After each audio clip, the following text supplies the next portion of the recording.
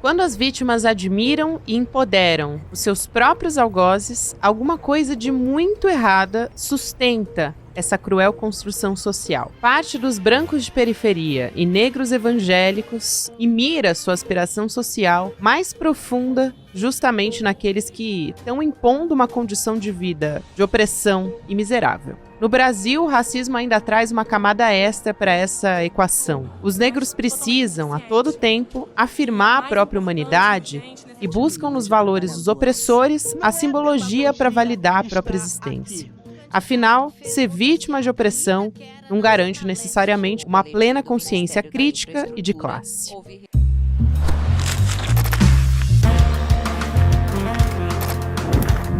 Olá, seja muito bem-vindo, seja muito bem-vinda. Eu sou a Gabriela Varela.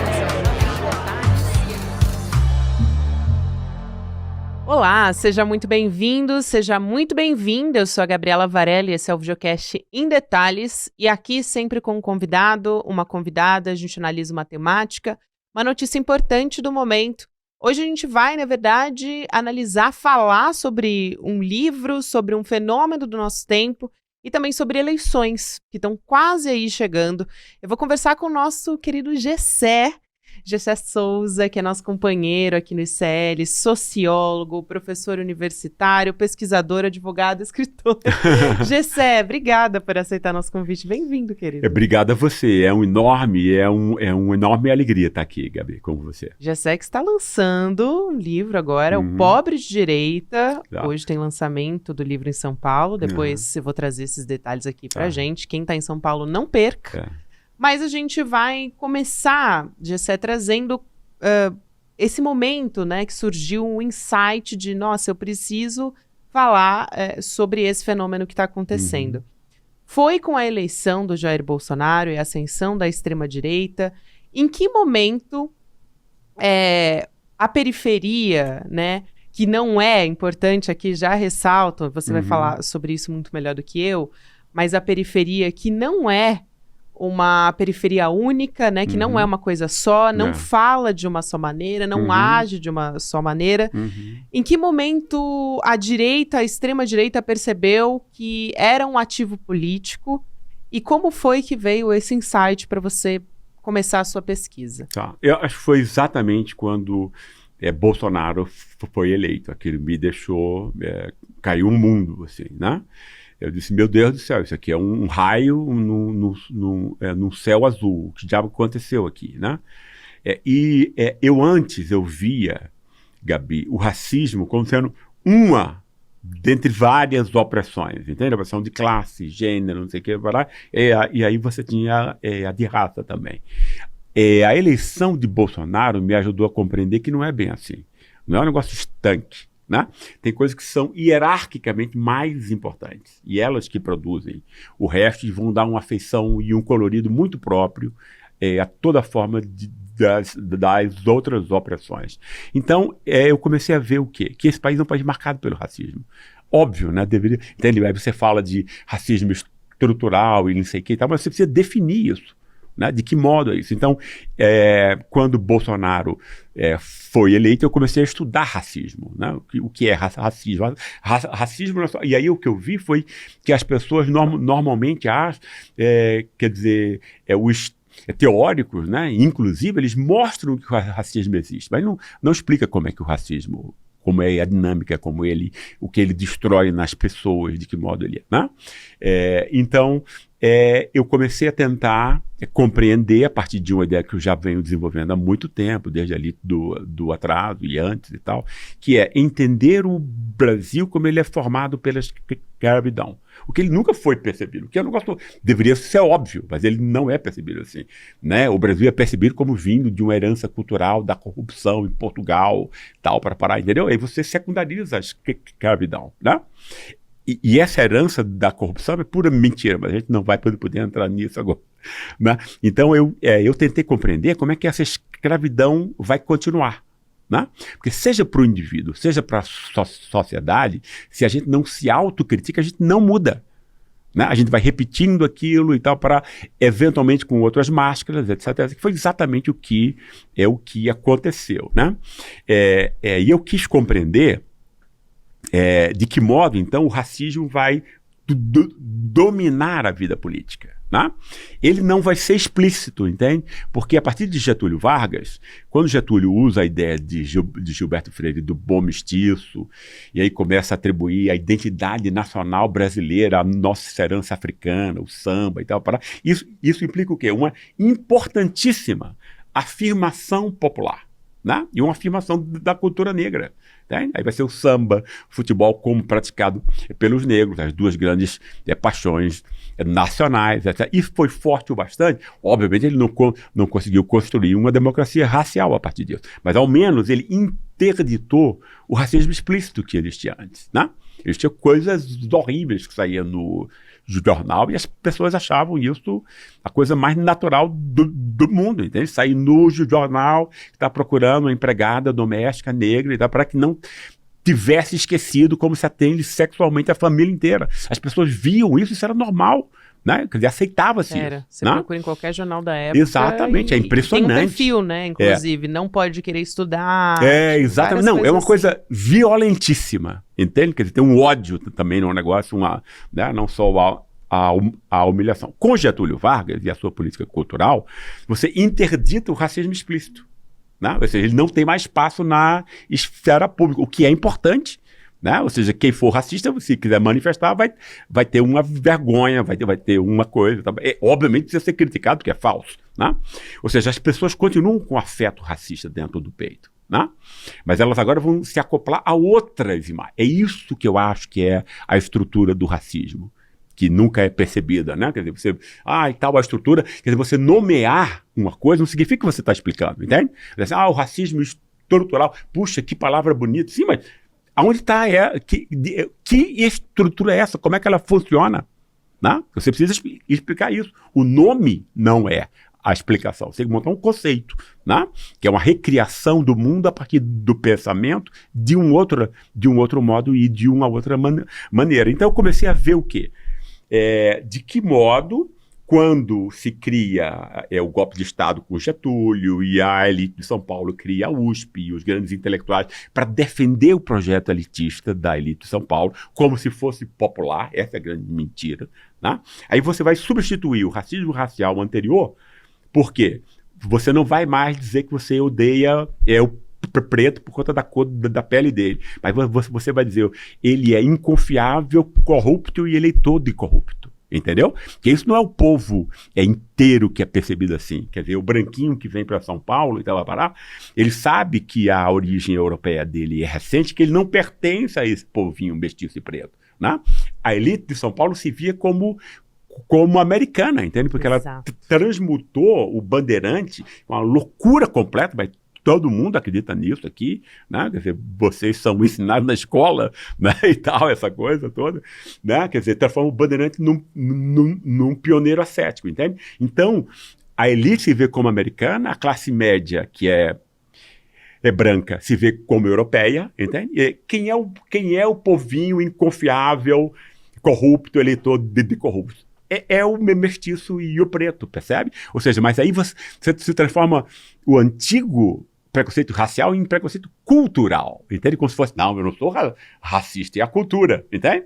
Mas você vai estar criminalizando exatamente as mesmas pessoas que eram criminalizadas antes pelo racismo racial aberto. Isso funciona de 400 maneiras distintas. Aí você vai dizer, não, quer dizer, não é que eu queira que a polícia massacre, mate negros assim à toa e tal, não? Eu quero que mate bandido, mas aí você já acoplou bandido e preto, entende? Todo mundo tem essa ideia. A arminha de Bolsonaro, todo mundo sabe, no nosso, especialmente nas classes populares, que ela está dirigida à cabeça de um jovem preto. Então ele não precisa dizer que ele é racista e tal. Isso aqui as pessoas intuitivamente compreendem. Né? A compreensão do mundo não precisa ser explícita, articulada. E ela é quase sempre intuitiva. Aí você utiliza esse tipo de figura. Aí você passa o quê? A moralizar o seu racismo. Entende? Olha, eu sou defensor da moralidade pública. Entende? Eu quero que a gente tenha uma vida digna e tal. Então precisa matar. Infelizmente o bandido é preto, então você vai ter que matar preto. Percebe? Então você vai substituindo máscara após máscaras para o racismo racial, né? E, quer dizer, você vai ter, por exemplo, essa coisa do preconceito regional, que foi tão importante nas 2 últimas eleições, né? Quer dizer, entende? Não existe preconceito regional, Gabi. Então, não cabe na cabeça de ninguém que você vai odiar alguém porque ele nasceu na latitude entre 50 e 60. Isso, entende? Isso né? Quer dizer, o que acontece quer dizer, no fundo é que o preconceito regional encobre o preconceito racial, mais uma vez, né? Quer dizer, porque o ódio ao nordestino é o ódio de uma população que é 80% mestiça e preta, né? Entende? Quer dizer, então você tem todas as manifestações são, no fundo, racismo. Foi isso que eu compreendi. Entende? Ou seja, o racismo monta a argamassa geral de como tudo funciona, né? E você monta uma coisa que é muito interessante. Pensa só. Quer dizer, você tem uma pequena elite, que é quase ninguém, né? Você tem uma classe média branca, que mesmo numa cidade rica como São Paulo, não chega a 20%. Classe média real, estou dizendo. Classe média de verdade. Não essa bobagem de nova classe média, né? Você vai ter, então, 80% da nossa população que é pobre. Ou seja, não tem acesso às benesses do mundo moderno. Ensino de qualidade, saúde decente e tal. Não tem nada disso, né? Quer dizer, sobrevive ali aos trancos e barrancos e tal, né? Desses 80%, a metade de cima ganha entre 2 e 5 salários mínimos. A metade de baixo ganha menos de 2, né? Quem ganha, esse que ganha acima e tal, vai ter muito branco pobre, porque como a classe média é muito pequena, São Paulo tem 70% de branco, o Sul idem e tal, né? Então você tem aí 50% de branco pobre em São Paulo e no Sul, né? Que ganha entre 2 e 5, se crê superior racialmente, porque o mapa racial é a explicação mais simples que as pessoas encontram, e as pessoas precisam de uma explicação, como o mundo funciona, como é que vai agir nele, né? E aí o racismo é espontâneo até, né?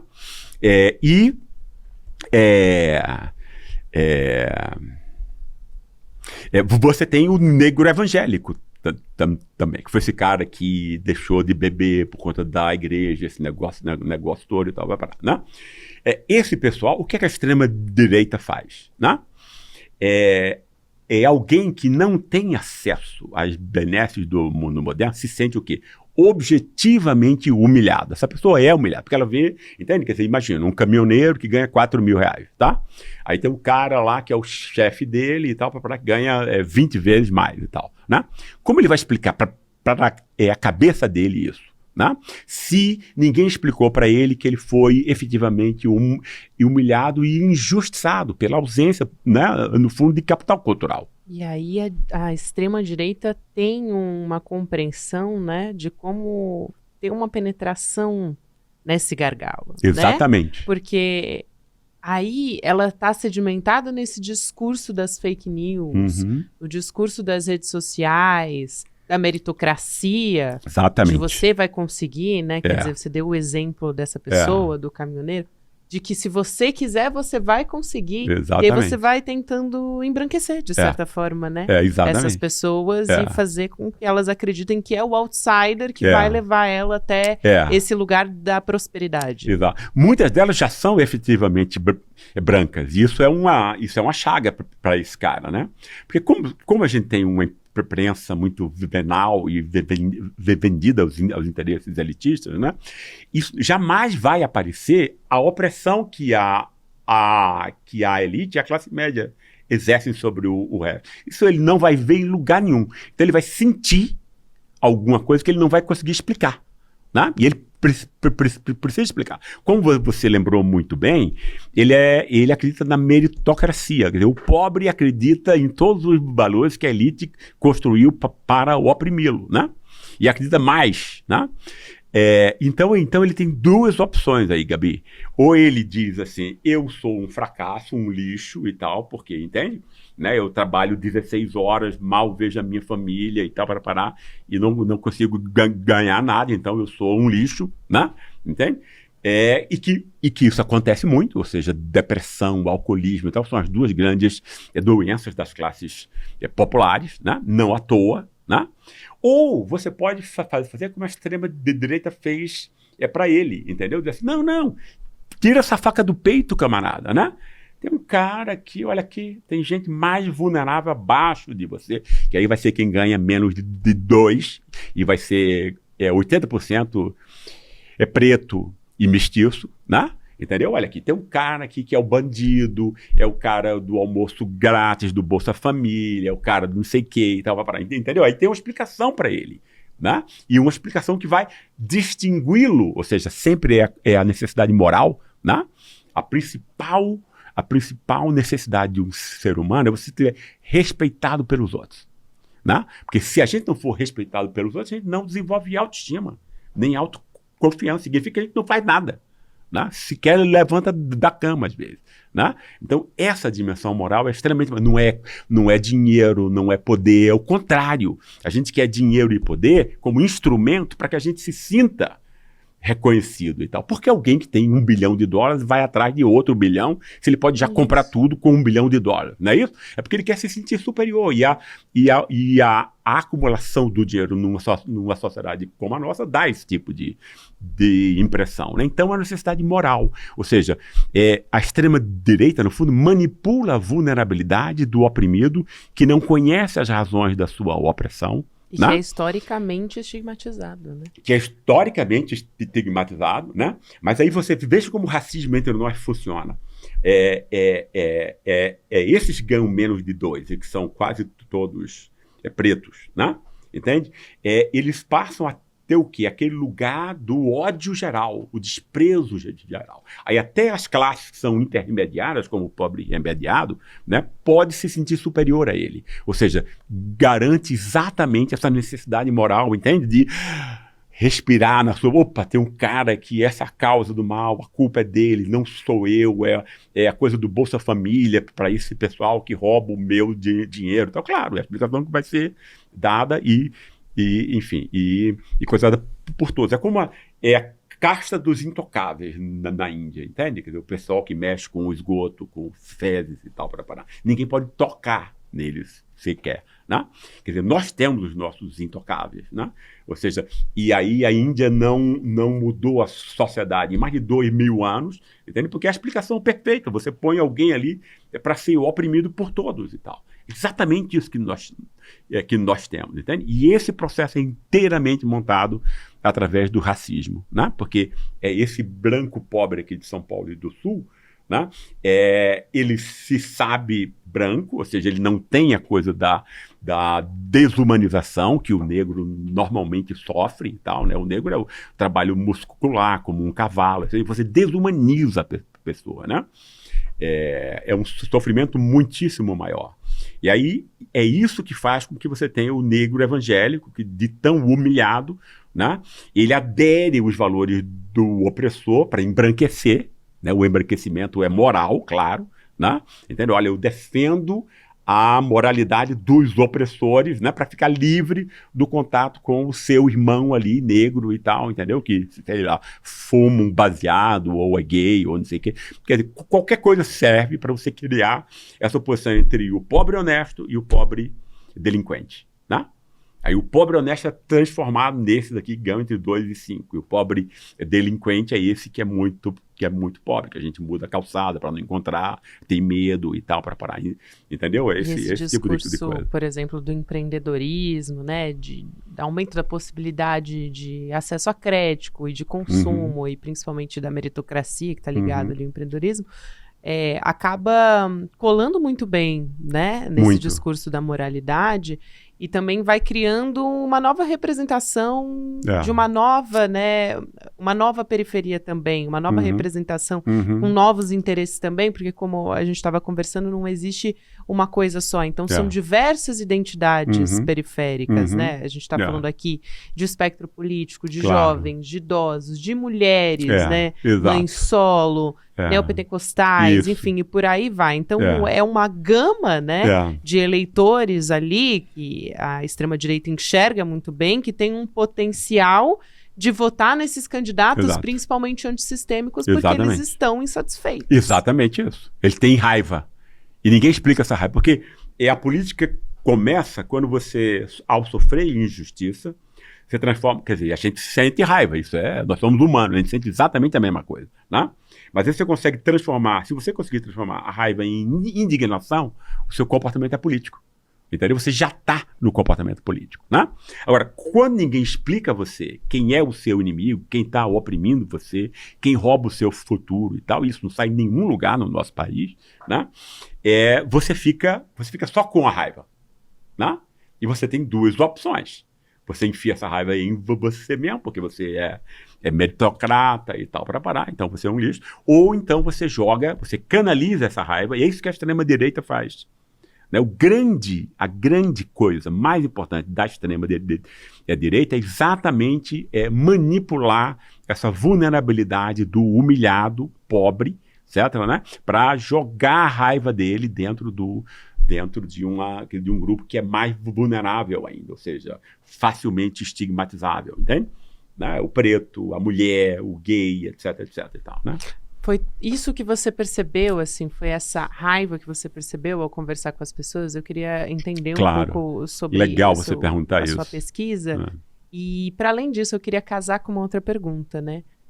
Porque a gente está nesse momento aí, na iminência da eleição municipal, os candidatos têm utilizado o discurso da periferia para conversar com as pessoas. Exato. Em São Paulo, a máquina é muito forte, então o Ricardo Nunes está à frente quando a gente fala dos eleitores periféricos. No Rio de Janeiro, a gente tem o Eduardo Paes, que consegue dialogar, é um fenômeno interessante. Exato. Ele consegue dialogar com a elite, com empresários, com as pessoas, né, menos favorecidas. Então,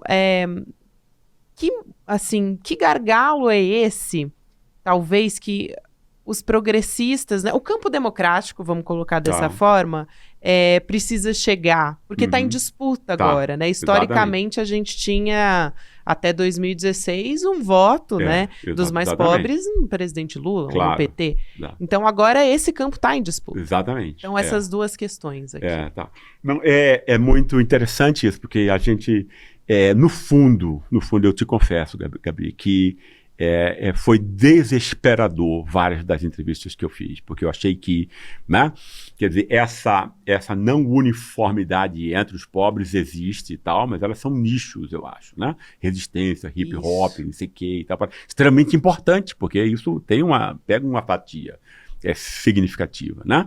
Mas a maior parte, né, já está contaminada, né, por um discurso que no fundo, a base da validade do neoliberalismo entre os pobres, que é o da religião evangélica, muito especialmente da neopentecostal. Né? O que é a religiosidade neopentecostal? Eles se aproveitam das crenças da religiosidade afro, né? Entende? Quer dizer que os espíritos comandam a vida, retiram a causalidade social completamente, né? Se você é doente, não é porque o SUS é subfinanciado, não. Entende? É porque o diabo se apossou de você, né? Monta essa briga cósmica entre o Deus e diabo, e o Deus é o que o pastor diz, ou seja, se ele tiver Messias no nome, ele pode ser Bolsonaro, entendeu? Né? Então você tem aí uma manipulação enorme, que você nega que a pessoa compreenda como o mundo funciona. Isso é um sacrifício do intelecto, né, enorme e tal, né? E monta um discurso superficialmente cristão para se apropriar do prestígio do cristianismo e do judaísmo no Ocidente, entende? Para fingir que não entende? Que não está aproveitando essas crenças populares de modo manipulativo. Como o neopentecostalismo está se dando muito bem, né? Ele é imitado de alguma maneira pela maior parte das denominações, porque é isso, são, no fundo, empresas do mercado religioso que vão por tentativa e erro, tentando angariar a maior parte dos fiéis. Né? Então você tem aí uma construção do indivíduo neoliberal pobre, né? Entende? Que é montado já como se fosse pago, entende? Como se os bancos aí estivessem pagando, vamos construir uma série de igrejas que vão ensinar esse tipo de coisa para as pessoas vão achar que tudo depende do esforço delas e delas darem, como chama, ofertas a Deus e tal, né? Então você tem aí uma coisa que eu achei assim muito incrível, porque, por exemplo, a maior parte dos entrevistados, quer dizer, eu peguei sempre mais a periferia do Rio, a Baixada e a periferia de São Paulo, com os negros evangélicos, né? É o fato de que eles dizem que são contra a mistura entre religião e política. Entendeu? Agora, no fundo, quando eles vão falar sobre a política, eles querem uma política de acordo com os princípios morais e religiosos. Ou seja, eles não têm a menor ideia do que é um Estado laico. Claro, ninguém nunca ensinou nada disso para as pessoas e tal, entende? Então, você tem aí eu fiquei com muito medo da gente virar um evangelistão em muito pouco tempo e tal, porque são pessoas que acreditam, como Michele Bolsonaro, que a religião deve guiar a vida pública que você compartilha com os outros, não necessariamente da mesma filiação religiosa do que você. E aí você citou esse exemplo do Eduardo Paes, ele mostra um caminho como você sair disso, entende? Ele é amado do pobre e ao rico, no Rio de Janeiro, né? Como ele faz, como ele consegue isso. Ele sequer fala sobre temas de pauta de costume, religiosa e tal. Ele vai montar uma coisa, olha, eu melhorei o transporte, ele vai no eu problema. fiz não sei o que, claro, e tal, né? Um negócio assim e tudo, e tem aquele jeitão dele carioca e tudo, pronto. Aí ganha o pessoal, ele tem um carisma pessoal que é inegável, né? Entende? Quer dizer, então você tem aí, é importante porque ao mesmo tempo em que a gente tem o medo de se transformar, entende? Numa república que vai atrasar o país 500 anos, que isso é a Idade Média, né? Você não saber que existe separação entre a esfera transcendente religiosa e a do mundo profano, porque senão você não sabe quem você é, qual é a relação, entende? Você sacrificou o seu intelecto, basicamente isso, né? E é isso que é exigido desse tipo de religiosidade. Então você tem essa ameaça por um lado, mas você tem, de novo, né, a possibilidade de como sair disso e tal, que o Eduardo Paes mostra isso melhor do que ninguém, né? Gessé, quero te agradecer muito. É só uma pitadinha, né, do que tem no seu livro, assim, para as pessoas entenderem o que elas vão encontrar, mas assim, um estudo que para o nosso momento atual é fundamental para a gente poder compreender onde a gente está pisando e para a gente ver para onde a gente vai daqui para frente, né? A gente tem eleições agora e a gente espera que o termômetro seja um pouco melhor do que o que as pesquisas eleitorais também estão mostrando. Para quem está em São Paulo, quero convidar todo mundo para o lançamento do seu livro também. Claro, né? claro. Nessa sexta-feira. Para o nosso lançamento. Vai ter verdade, que eu vou estar na mediação também. Sua presença olha só. Luxuosa. Gente, né? Eu não tenho nem roupa para esse lançamento, tá? Olha só, para fazer essa mediação, a gente vai estar com o Vladimir Safatli também. Nada mais, olha nada aqui. Menos do que Vladimir Safatli. Então vai ser na Livraria da Vila, às 7 horas da noite. Nessa sexta-feira, dia 4 de outubro, Gessé Souza, Vladimir Safatli e eu mediando essa dupla de gigantes aqui para conversar sobre o pobre de direita, a vingança dos bastardos, o que explica a adesão dos ressentidos à extrema-direita. A gente vai tentar responder, na verdade, a gente vai trazer mais perguntas do que respostas, né, claro, Gessé? Exatamente. O que é ótimo, né, Gabi? Porque é assim que funciona o mundo e a gente avança no conhecimento. Exatamente. Pessoal, venham todos, vocês não vão se arrepender. E foi um prazer te receber aqui, Gessé. Igualmente, eu adorei. A gente podia ficar conversando por 3 ou 4 horas. Nossa, com tal, certeza. Né? Mas para quem for na sexta-feira, a gente vai poder conversar por mais tempo. Maravilha, então, quero lembrar você também, Gessé deu uma aula aqui no ICL e, assim, foi excelente e o replay tá liberado, então vou convidar vocês para assistirem. Também o Pobre de Direita aqui no ICL Replay liberado, você pode se inscrever pelo indetalhesicl.com.br, você apoia o Em Detalhes e também pode reassistir, né, assistir mais uma vez, ou para você que não assistiu, vai ter essa oportunidade agora, ainda dá tempo para se aprofundar nesses seus conhecimentos. Então, chega mais aqui com a gente. Lembrando que o Em Detalhes vai sempre ao ar de segunda a sexta-feira, às 10h30 da manhã. Agora você fica com o Mercado Investimentos, depois Rolê ICL, 6 horas da noite, ICL Notícias, segunda edição. E a gente está todos os dias também nas plataformas de áudio. Obrigada e até segunda-feira. Todo mundo sonha com a tal liberdade financeira. Mas o que é essa tal liberdade financeira? Ganhar um monte de milhão e nunca mais precisar trabalhar?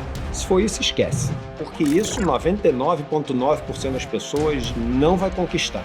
Mas a liberdade financeira que dá para conquistar é você construir uma caminhada que vai te permitir acumular patrimônio, que vai te permitir ter paz de espírito, porque suas finanças vão estar em equilíbrio, que vai te permitir sair das dívidas que você tem hoje.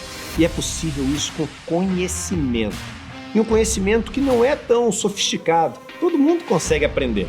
Eu preparei uma aula revolucionária, o Guia para a Liberdade Financeira. O passo a passo que vocês vão ter que seguir de uma maneira muito simples e muito prática para alcançar essa paz de espírito, para alcançar essa liberdade financeira. Essa aula incrível vai acontecer dia 13 de outubro, domingo, às 8 horas da noite. É gratuito participar dessa aula e você deveria participar com a tua família toda junto. Clica no link aqui embaixo e participa dessa aula com a gente. Ninguém pode perder essa oportunidade.